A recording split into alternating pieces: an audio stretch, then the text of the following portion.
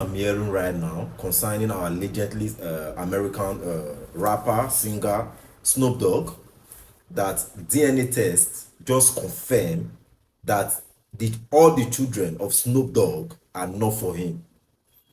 This is really crazy at this moment. I don't want to say allegedly because I'm getting it from a direct source that Snoop Dogg is currently filing for a divorce.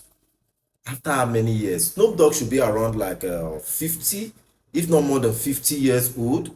A Snoop Dogg that has been like this kind of a very responsible dad that care about his kids, that has been taking care of his kid. See, there's something I used to say. You see, DNA test, it should be made mandatory when a child is born. Because taking care of another person's child, I'm not saying it's a bad thing. If you know and you want to do it, it's fine.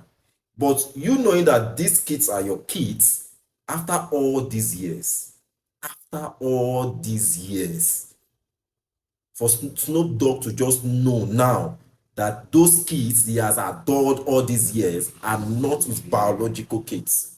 Women, women, you guys can do better. You guys can do better.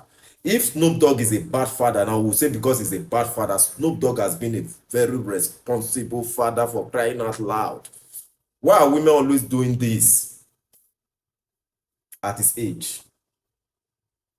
At his age. A man that is supposed to be a granddad. This is very bad. Sometimes, this is one thing I used to say.